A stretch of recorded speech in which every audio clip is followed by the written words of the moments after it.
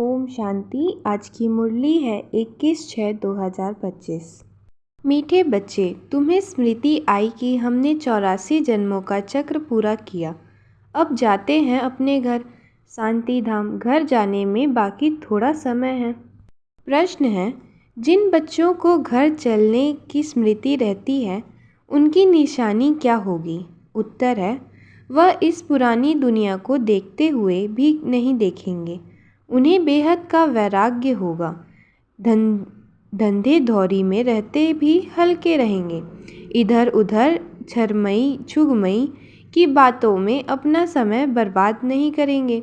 अपने को इस दुनिया में मेहमान समझेंगे। ओम शांति। सिर्फ तुम संगम युगी ब्राह्मण बच्चे ही जानते हो कि हम थोड़े समय के लिए इस पुरानी दुनिया के मेहमान हैं। तुम्हारा सच्चा घर है शांति धाम। उनको ही मनुष्य बहुत याद करते हैं। मन को शांति मिले, परंतु मन क्या है, शांति क्या है, हमको मिलेगी कहाँ से? कुछ भी समझते नहीं हैं। तुम जानते हो, अभी अपने घर जाने के लिए बाकी थोड़ा समय है। सारी दुनिया के मनुष्य मात्र नंबरवार वहाँ जाएंगे। वह है शांति धाम और यह है दुख धाम। यह याद करना तो सहज है ना। कोई भी बूढ़े हो व जवान हो, यह तो याद कर सकते हो ना। इनमें सारे सृष्टि का ज्ञान आ जाता है। सारी डिटेल बुद्धि में आ जाती है। अभी तुम संगम युग पर बैठे हो। यह बुद्धि में रहता है। हम जा रहे हैं शांति धाम। ड्रामा प्लान अनुसार यह बुद्धि में रहने से तुमको खुशी होगी, स्मृति रहेगी। हमको अपने 84 जन्मों की स्मृति आई है। वह भक्ति मार्ग अलग है, यह है ज्ञान मार्ग की बातें। बाप समझाते रहते हैं, मीठे बच्चों, अब अपना घर याद आता है? कितना सुनते रहते हो, इतनी ढेर बातें सुनते हो। एक यही है कि अभी हम शांति धाम जाएंगे, फिर सुख धाम जाएंगे। बाप आए ही हैं पावन दुनिया में ले जाने के लिए। सुख धाम में भी आत्माएं सुख और शांति में रहती हैं। शांति धाम में सिर्फ शांति है। यहाँ तो बहुत हंगामा है ना। यहाँ मधुबन से तुम जाएंगे अपने घर में तो बुद्धि झरमुई झुगमई अपने धंधे आदि तरफ चली जाएगी। यहाँ तो वह झंझट नहीं रहती। तुम जानते हो, हम आत्माएं हैं ही शांति धाम की निवासी। यहाँ हम पाठधारी बने हैं और कोई को यह पता नहीं कि हम पाठधारी कैसे हैं। तुम बच्चों को ही बाप आकर पढ़ाते हैं। कोटों में कोई पढ़ते हैं, सब तो नहीं पढ़ेंगे। तुम कभी कितने समझदार बनते हो। पहले बेसमझ थे, अभी तो देखो लड़ाई झगड़ा आदि कितना है। इनको क्या कहेंगे? हम आपस में भाई भाई हैं। वो भूल गए हैं। भाई भाई कभी खून करते हैं क्या? हाँ, खून करते भी हैं तो सिर्फ मिल्कियत के लिए। अभी तुम जानते हो, हम सब एक बाप के बच्चे भाई भाई हैं। तुम प्रैक्टिकल में समझते हो। हम आत्माओं को बाबा आकर पढ़ाते हैं। 5000 वर्ष पहले मुआफिक हमको पढ़ाते हैं, क्योंकि वह ज्ञान का सागर है। इस पढ़ाई को और कोई भी नहीं जानते। यह भी तुम बच्चे जानते हो। बाप ही स्वर्ग का रचयिता है। सृष्टि की रचने वाला नहीं कहेंगे। सृष्टि तो अनादि है ही। स्वर्ग को रचने वाला कहेंगे। वहाँ और कोई खंड नहीं है। यहाँ तो बहुत खंड है। कोई समय था जबकि एक ही धर्म था, एक ही खंड था। पीछे फिर वैरायटी धर्म आए हैं। अभी बुद्धि में बैठता है कि वैरायटी धर्म कैसे जाते हैं। पहला आदि सनातन देवी देवता धर्म है। सनातन धर्म भी यहाँ कहते हैं, परंतु अर्थ तो कुछ समझते नहीं। तुम सब आदि सनातन देवी देवता धर्म के हो, सिर्फ पतित बन गए हो। सतो प्रधान से सतो रजो तमो होते गए हो। तुम समझते हो आदि सनातन देवी देवता धर्म के हैं। हम बहुत पवित्र थे, अभी पतित बने हैं। तुमने बाप से वर्षा लिया था पवित्र दुनिया के मालिक बनने का। समझते हो हम पहले पहले पवित्र गृहस्थ धर्म के थे। अभी ड्रामा के प्लान अनुसार रावण राज्य में हम पतित प्रवृत्ति मार्ग के बन गए हैं। तुम ही पुकारते हो, हे पतित पावन, हमको सुख धाम में ले जाओ। कल की बात है, कल तुम पवित्र थे, आज अपवित्र बन पुकारते हो। आत्मा पतित हो गई है, आत्मा पुकारती है, बाबा आकर हमको फिर से पावन बनाओ। बाप कहते हैं, अभी यह अंतिम जन्म पवित्र बनो, फिर तुम 21 जन्म के लिए बहुत सुखी हो जाओगे। बाबा तो बहुत अच्छी बातें सुनाते हैं, बुरी चीज़ छुड़ाते हैं। तुम देवता थे ना, अब फिर बनना है, पवित्र बनना है, पवित्र बनो। कितना सहज है, कमाई बहुत भारी है। तुम बच्चों की बुद्धि में है शिव बाबा आए हैं, हर 5000 वर्ष बाद आते हैं। पुरानी दुनिया से नई दुनिया होती है ज़रूर, यह कोई और बता न सके। शास्त्रों में कलयुग की आयु बहुत लंबी कर दी है, यह है सारी भावी ड्रामा की। अभी तुम बच्चे पापों से मुक्त होने का पुरुषार्थ करते हो। ध्यान रहे और कोई पाप न हो जाए। देह अभिमान में आने से ही सिर्फ फिर और विकार आते हैं, जिससे पाप होता है। इसलिए भूतों को भागाना पड़ता है। इस दुनिया की कोई भी चीज़ में मोह ना हो, इस पुरानी दुनिया में वैराग्य हो। भल देखते हो पुराने घर में रहे पड़े हो, परंतु बुद्धि नई दुनिया में लगी हुई है। जब नए घर में जाएंगे ना तो नए को ही देखेंगे। जब तक यह पुराना घर खत्म हो तब तक आँखों से पुराने को देखते हुए याद नए को करना है। कोई भी ऐसा काम नहीं करना है जो फिर पछताना पड़े। आज फलाने को दुख दिया या पाप किया, बाबा से पूछ सकते हो, बाबा यह पाप है, गुटखा क्यों खाना चाहिए? पूछेंगे नहीं तो गुटखा खाते रहेंगे। बाबा से पूछेंगे तो बाबा झट हल्का कर देंगे। तुम बहुत भारी हो, पापों का बोझा बड़ा भारी है। 21 जन्म फिर पापों से हल्के हो जाएंगे। जन्म जन्मांतर का सिर पर बोझा है। जितना याद में रहेंगे हल्के होते जाएंगे। खाद निकलती जाएगी और खुशी चढ़ जाएगी।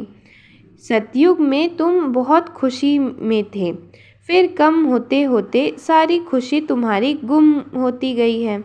सतयुग से लेकर कलयुग तक इस यात्रा में 5000 वर्ष लगे हैं।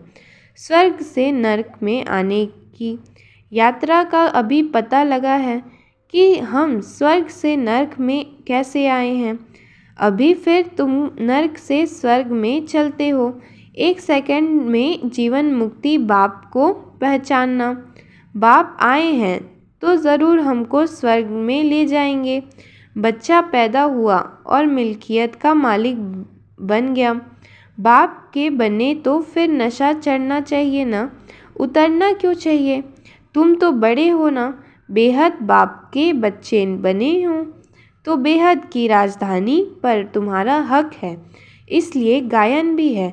अतीन्द्रिय सुख पूछना हो तो गोपी वल्लभ के गोपियों से पूछो। वल्लभ बाप है ना, उनसे पूछो। नंबरवार पुरुषार्थ अनुसार ही खुशी का पारा चढ़ेगा। कोई तो झट आपस मान बना देंगे। बच्चों का काम ही यह है, सब कुछ भुलाए अपनी राजधानी की याद दिलाना। तुम तो स्वर्ग के मालिक थे। कभी कलयुग पुरानी दुनिया है, फिर नई दुनिया होगी। अभी तुम बच्चों की बुद्धि में है कि हर 5000 वर्ष बाद बाप भारत में ही आते हैं। उनकी जयंती भी मनाते हैं। तुम जानते हो बाप आकर हमको राजधानी देकर जाते हैं, फिर याद करने की दरकार ही नहीं रहती। फिर तब भक्ति शुरू होती है, तब याद करते हैं आत्मा ने माल खाए हैं तो याद करती है बाबा, फिर आकर हमको शांति धाम सुख धाम में ले जाओ। अभी तुम बच्चे समझते हो यह हमारा बाप है, टीचर भी है, गुरु भी है। सृष्टि के आदि मध्य अंत का चक्र, 84 जन्म का ज्ञान तुम्हारी बुद्धि में है। अनगिनत बार 84 जन्म लिए हैं और लेते रहेंगे। इनका अंत अभी होता नहीं है, तुम्हारी बुद्धि में ही यह चक्र है। सरदर्शन चक्र घड़ी घड़ी याद आना चाहिए, यही मन मनाभव है। जितना बाप को याद करेंगे उतना पाप भस्म होंगे। तुम जब कर्मातीत अवस्था के समीप पहुंच जाएंगे तो तुमसे कोई भी विकर्म नहीं होंगे। अभी थोड़े थोड़े विकर्म हो जाते हैं, संपूर्ण कर्मातीत अवस्था अभी थोड़े ही बनी है। यह बाबा भी तुम्हारे साथ स्टूडेंट हैं, पढ़ाने वाले हैं शिव बाबा, भल इनमें प्रवेश करते हैं, यह भी स्टूडेंट हैं। यह है नई नई बातें। अब सिर्फ तुम बाप को और सृष्टि चक्र को याद करो, वह है भक्ति मार्ग, यह है ज्ञान मार्ग। रात दिन का फर्क है। यहाँ कितने छाछ घटे आदि बजाते हैं, यहाँ सिर्फ याद में रहना है। आत्मा तो अमर है, अकाल तख्त भी है। ऐसे नहीं कि अकाल मूर्त सिर्फ बाप है, तुम भी अकाल मूर्त हो। अकाल मूर्त आत्मा का यह भुकुटी तख्त है जरूर। भुकुटी में ही बैठेंगे, पेट में थोड़े ही बैठेंगे। अभी तुम जानते हो हम अकाल मूर्त आत्मा का तख्त कहाँ है। इस भुकुटी के बीच में हमारा तख्त है। अमृतसर में अकाल तख्त है ना। अर्थ कुछ भी नहीं समझते, महिमा भी गाते हैं। अकाल मूर्त, उनके अकाल तख्त का किसको पता नहीं। अभी तुमको मालूम पड़ा है। तख्त तो यही है जिस पर बैठकर सुनाते हैं। तो आत्मा अविनाशी है, शरीर है विनाशी। आत्मा का यह अकाल तख्त है, सदैव यह अकाल तख्त रहता है। यह तुम समझते हो। उन्होंने फिर यह तख्त बनाकर नाम रख दिया है। वास्तव में अकाल आत्मा तो यहाँ बैठी है। तुम बच्चों की बुद्धि में अर्थ है एको ओमकार। इनका अर्थ तुम समझते हो। मनुष्य मंदिरों में जाकर कहते हैं अचंतम केशवम, कर अर्थ कुछ नहीं, ऐसे ही स्तुति करते रहते हैं। अचंतम केशवम राम नारायणम। अब राम कहाँ, नारायण कहाँ। बाप कहते हैं वह सब है भक्ति मार्ग। ज्ञान तो बड़ा सिंपल है। कोई और बात पूछने के लिए बाप और वर्षे को याद करना है। वह मेहनत कोई से होती नहीं है, भूल जाते हैं। एक नाटक भी है, माया ऐसे करती है, भगवान ऐसे करते हैं। तुम बाप को याद करते हो, माया तुमको और तूफान में ले जाती है। और माया का फरमान है रुस्तम से रुस्तम होकर लड़ो। तुम सब लड़ाई के मैदान में हो, जानते हो इनमें किस किस प्रकार के योद्धे हैं। कोई तो बहुत कमज़ोर है, कोई मध्यम कमज़ोर है, कोई तो फिर तीखे हैं। अभी माया से युद्ध करने वाले हैं, गुप्त ही गुप्त, अंडरग्राउंड। वे भी अंडरग्राउंड बॉम्ब्स की ट्रायल करते हैं। यह भी तुम बच्चे जानते हो। अपनी मौत के लिए सब कुछ कर रहे हैं। तुम बिल्कुल शांति में बैठे हो। तुमको है साइंस बल, कुदरती आपदाएं भी बहुत हैं। उनमें तो कोई का वश चल न सके। अभी छूटी बरसात के लिए भी कोशिश करते हैं। छूटी बरसात पड़े तो फिर अनाज जास्ती हो। तुम बच्चे तो जानते हो कितनी भी बरसात पड़े फिर भी नेचुरल कैलामिटीज़ ज़रूर होनी है। मूसलाधार बरसात पड़ेगी, फिर क्या कर सकेंगे। इनके कहा जाता है नेचुरल कैलामिटीज़। सतयुग में यह होती नहीं, यहाँ होती है जो फिर विनाश में मदद करती है। तुम्हारी बुद्धि में है हम सब सतयुग में होंगे तो जमुना के कट्ठे पर सोने के महल होंगे। हम बहुत थोड़े वहाँ के रहने वाले होंगे। कल्प कल्प ऐसे होता रहता है। पहले थोड़े होते हैं फिर झाड़ बढ़ता है। वहाँ कोई भी गंदगी की चीज़ होती ही नहीं। यहाँ तो देखो चिड़िया भी गंद करती रहेगी, वहाँ गंदगी भी की बात नहीं। उनको कहा ही जाता है हेवन। अभी तुम समझते हो हम यह देवता बनते हैं तो अंदर में कितनी खुशी होनी चाहिए। माया रूपी जिन से बचने के लिए बाप कहते हैं तुम बच्चे इस रूहानी धंधे में लग जाओ। मन मनाभव बस इसमें ही जिन बन जाओ। जिन का मिसाइल होते हैं ना, देते हैं ना। कहाँ काम दो तो बाबा भी काम देते हैं, नहीं तो माया खा जाएगी। बाप का पूरा मददगार बनना है। अकेला बाप तो नहीं करेगा। बाप तो राजाएं भी नहीं करता है। तुम सर्विस करते हो, राजाई भी तुम्हारे लिए ही है। बाप कहते हैं मैं ही मगध देश में आया हूँ। माया भी मगरमच्छ है। कितने महारथियों को हप कर खा जाती है। यह सब है दुश्मन। जैसे मेढक का दुश्मन सर्प होता है ना, तुमको मालूम है ऐसे तुम्हारी दुश्मन है माया।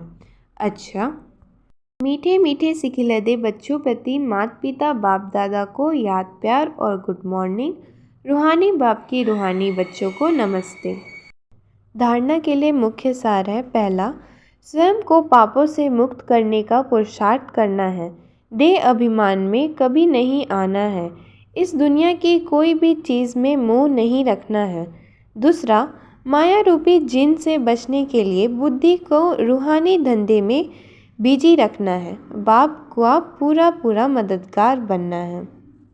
वरदान है सर्व खजानों को समय पर यूज करना। निरंतर खुशी का अनुभव करने वाले खुशनसीब आत्मा भव। बाप दादा द्वारा ब्राह्मण जन्म होते ही सारे दुनिया के लिए अनेक श्रेष्ठ खुशी के खजाने प्राप्त होते हैं। इसलिए आपके नाम से ही अब तक अनेक मुक्त अलकाल की खुशी में आ जाते हैं। आपके जड़ चित्रों को देखकर खुशी में नाचने लगते हैं। ऐसे आप सब खुश नसीब हो। बहुत खजाने मिले हैं लेकिन सिर्फ समय पर यूज़ करो। चाबी को सदा सामने रखो, अर्थात सदा स्मृति में रखो और स्मृति को स्वरूप में लाओ तो निरंतर खुशी का अनुभव होता रहेगा। स्लोगन है बाप की श्रेष्ठ आशाओं का दीपक लगाने वाले ही कुल दीपक हैं। अव्यक्त इशारों आत्मिक स्थिति में रहने का अभ्यास करो, अंतर्मुखी बनो। बाप की श्रेष्ठ आशाओं का दीपक लगाने वाले ही कुल दीपक हैं। अव्यक्त इशारे आत्मिक स्थिति में रहने का अभ्यास करो, अंतर्मुखी बनो। अच्छा, ओम शांति।